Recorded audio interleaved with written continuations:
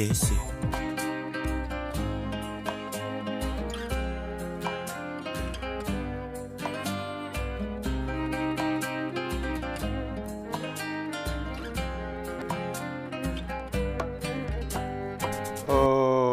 C'est avec moi que nous allons toujours continuer le cours de probabilité.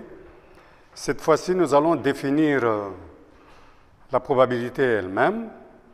Maintenant, définition, soit oméga, l'univers d'une expérience aléatoire,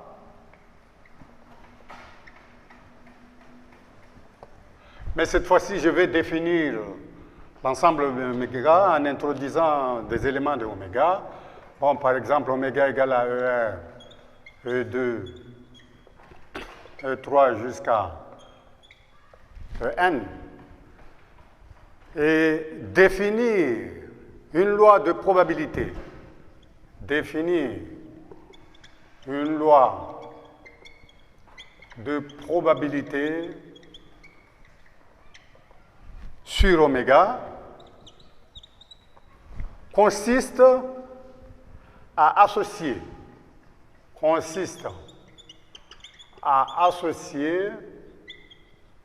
chaque élément EI, chaque élément EI, la valeur PI. Et ce fameux PI compris entre 0 et 1. La valeur PI est compris entre 0 et 1. Maintenant, PI, je vais noter en termes de notation, PI égale à P de EI. Vérifiant cette relation, ça veut dire que P1 plus P2 plus P3 plus Pn égale à 1. C'est-à-dire que la somme de toutes ces probabilités est égale à 1. Donc, finalement, P de EI est la probabilité associée à l'élément EI. La probabilité associée à EI. Voilà comment on peut définir la notion de probabilité, tout en sachant qu'il y a une propriété que la probabilité de l'ensemble vide égale à 0. Quand l'événement est impossible, alors sa probabilité est nulle. Bon, deuxième notion que nous pouvons ajouter ici, là, si A et B sont deux événements incompatibles,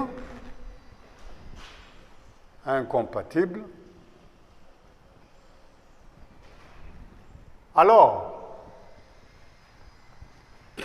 la probabilité de A union B égale la probabilité de A plus la probabilité de B. Voilà les propriétés de base qu'on peut parler sur la définition de probabilité. Maintenant, nous allons mentionner une propriété numéro.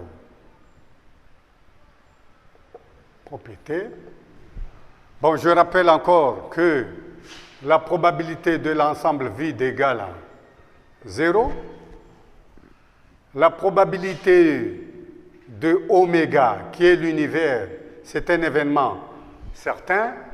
Quand l'événement est certain, alors la probabilité est toujours égale à 1. Maintenant, si A bar est l'événement contraire de A, alors on a P de A bar, c'est-à-dire la probabilité de l'événement contraire, est égale à 1 moins P de A. Ça, c'est une propriété importante qu'on doit retenir. Maintenant, une autre propriété. Si A et B sont deux événements d'un univers oméga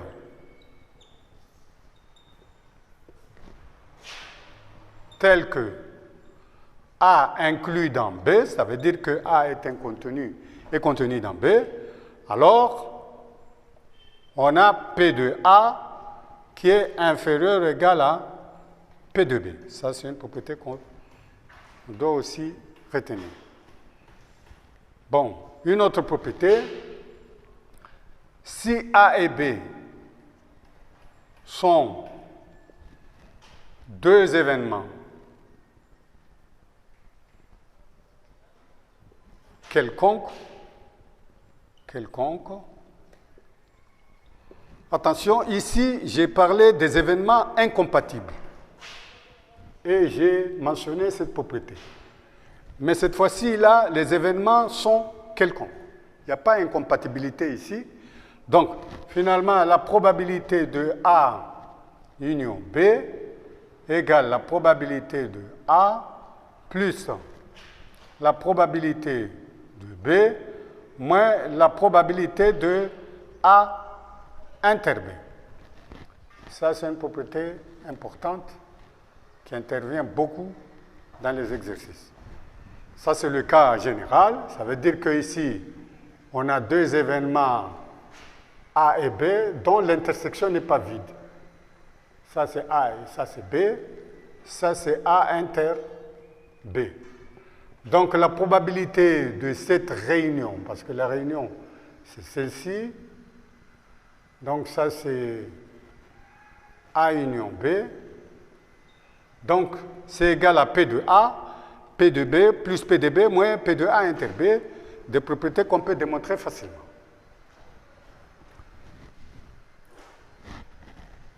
Ce sont les propriétés qu'on peut parler sur la notion de probabilité. Maintenant, nous allons entamer une nouvelle notion, c'est la notion d'équiprobabilité. Deuxièmement, notion d'équiprobabilité.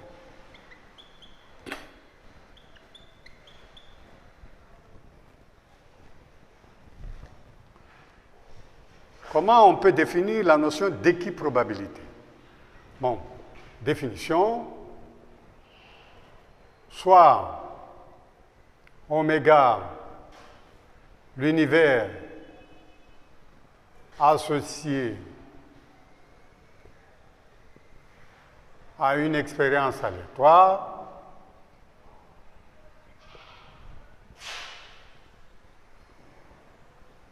bon, on peut dire que oméga égale à E1, E2, E3 jusqu'à N. Maintenant, comment dit-on qu'il y a équiprobabilité? On peut dire qu'il y a équiprobabilité si toutes les éventualités ont la même probabilité. On dit que il y a équiprobabilité si tous les événements élémentaires, si je parle des événements élémentaires, ça veut dire que si toutes les éventualités, les événements élémentaires, c'est-à-dire toutes les éventualités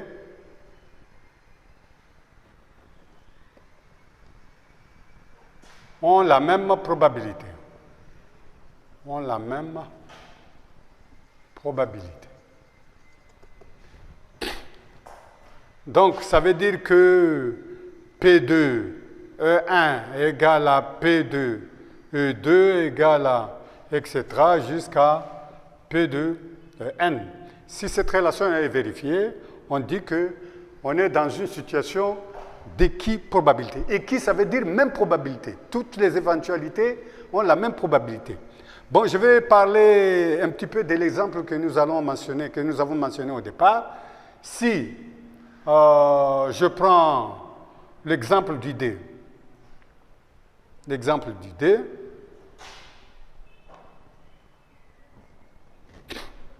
Bon, dans un exercice, on dit toujours qu'on lance un dé équilibré.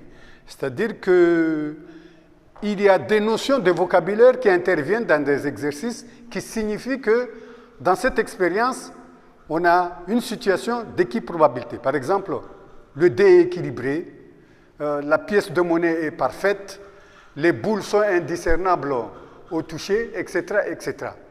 Donc, si ces notions interviennent dans un exercice, alors ça signifie qu'on est dans une situation d'équiprobabilité.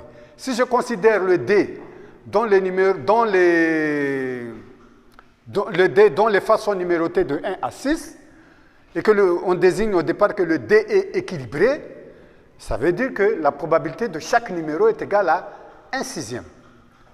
La probabilité de chaque numéro de EI est égale à 1 sixième.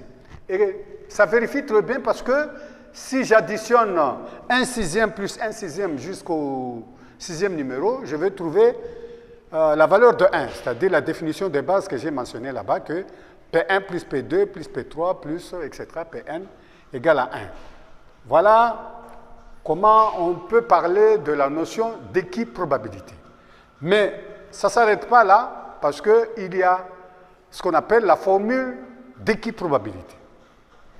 Donc, formule d'équiprobabilité.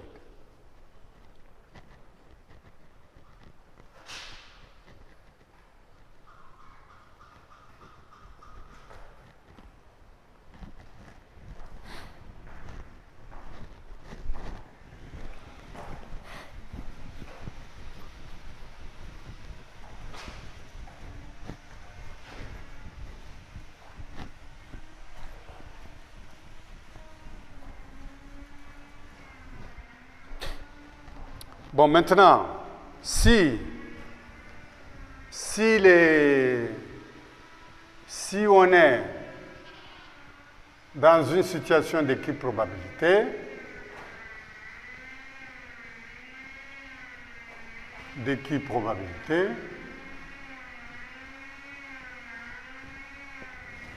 alors,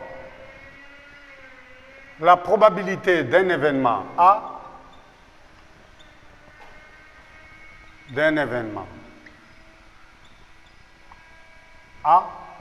est défini par deux points, bon, P2A égale au cardinal de A sur le cardinal de oméga.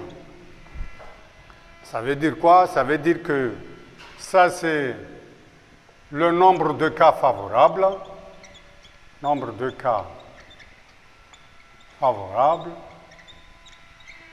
sur le nombre de cas possibles. Voilà la formule d'équiprobabilité. Bon, par exemple, je prends toujours l'exemple que j'ai mentionné là-bas. Soit A, par exemple, obtenir un nombre pair.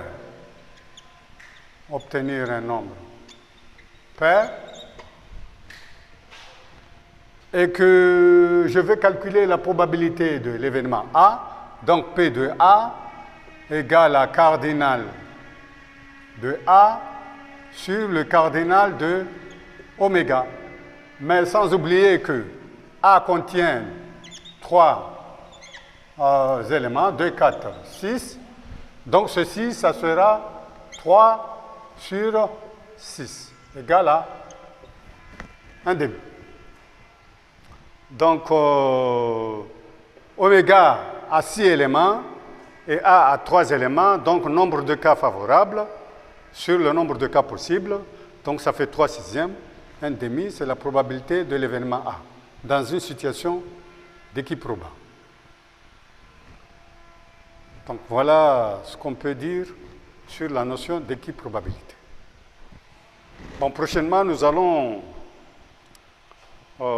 parler d'une autre notion qui est la notion de variable aléatoire.